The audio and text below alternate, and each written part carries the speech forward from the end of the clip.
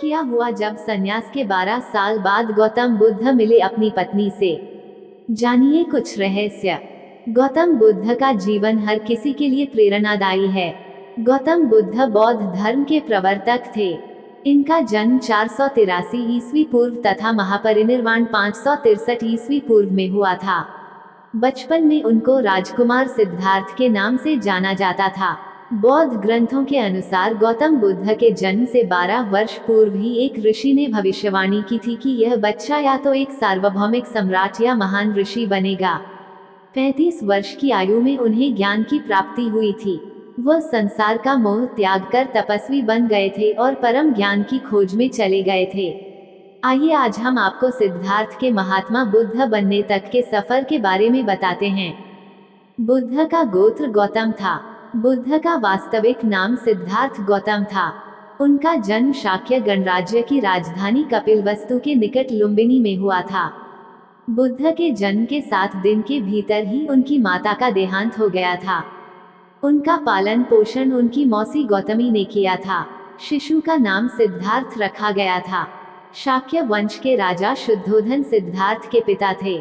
सिद्धार्थ के जन्म से पूर्व हुई भविष्यवाणी से परेशान होकर उनके पिता ने उन्हें तपस्वी बनने से रोकने के लिए राजमहल की परिधि में रखा। गौतम राजसी विलासिता में पले बड़े, बाहरी दुनिया से आक्रांत, नृत्य करने वाली लड़कियों द्वारा मनोरंजन, ब्राह्मणों द्वारा निर्देशन और तीरंदाजी, तलवारबाजी, कुश्ती, तैराकी और दौड़ में प्रशिक्षित किए गए थे। कम उम्र में ही उनका विवाह राजकुमारी यशोधरा से करा दिया गया। दोनों का एक पुत्र भी हुआ जिसका नाम राहुल था। सिद्धार्थ बचपन से ही अत्यंत करुण हृदय वाले थे। वह किसी का भी दुख नहीं देख सकते थे। इतने प्रयासों के बाद भी 21 वर्ष की आयु में उनकी अपने राज्य कपिलवस्तु की गलियों में उनकी दृष्टि 4 दृश्यों पर पड़ी। ये दृश्य थे एक वृद्ध विकलांग व्यक्ति, एक रोगी, एक पार्थिव शरीर और एक साधु। इन 4 दृश्यों को देखकर सिद्धार्थ समझ गए थे कि सबका जन्म होता है, सबको बुढ़ापा आता है, सबको बीमारी होती है और एक दिन सब मृत्यु को प्राप्त होते हैं।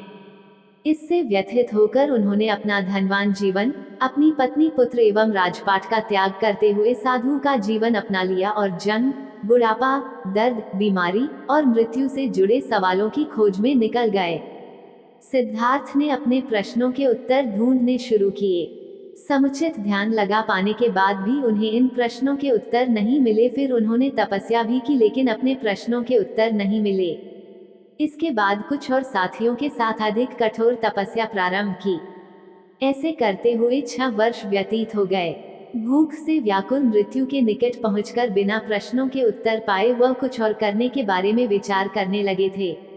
एक गांव में भोजन की तलाश में निकल गए, फिर वहां थोड़ा सा भोजन ग्रहण किया। इसके बाद वह कठोर तपस्या छोड़कर एक पीपल के पेड़, जो अब बोधिवृक्ष के नाम से जाना जाता है, के नीचे प्रतिज्ञा करके बैठ गए कि वह सत्य जाने बिना उठेंगे नहीं। वह सारी रात बैठे रहे और माना जाता है यही वह क्षण था जब सुबह के समय उन्हें पूर्ण ज्ञान की प्राप्ति हुई थी। उनकी अविद्या नष्ट हो गई और उन्हें निर्वाण यानी बोधि प्राप्त हुई और वे 35 वर्ष की आयु में बुद्ध बन गए।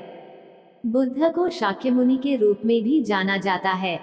7 हफ्तों तक उन्होंने मुक्ति की स्वतंत्रता और शांति का आनंद लिया। प्रारंभ में तो वह अपने बोधि के बारे में दूसरों को ज्ञान नहीं देना चाहते थे।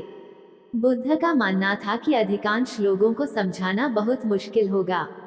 मान्यता है कि बुद्ध को स्वयं ब्रह्मा जी ने अपने ज्ञान को लोगों तक पहुंचने का आग्रह किया था, फिर वह इस पर सहमत हो गए। इस तरह उन्होंने अपना पहला धर्मोपदेश उत्तर प्रदेश के वाराणसी के पास सारनाथ में अपने पहले मित्रों को दिया था।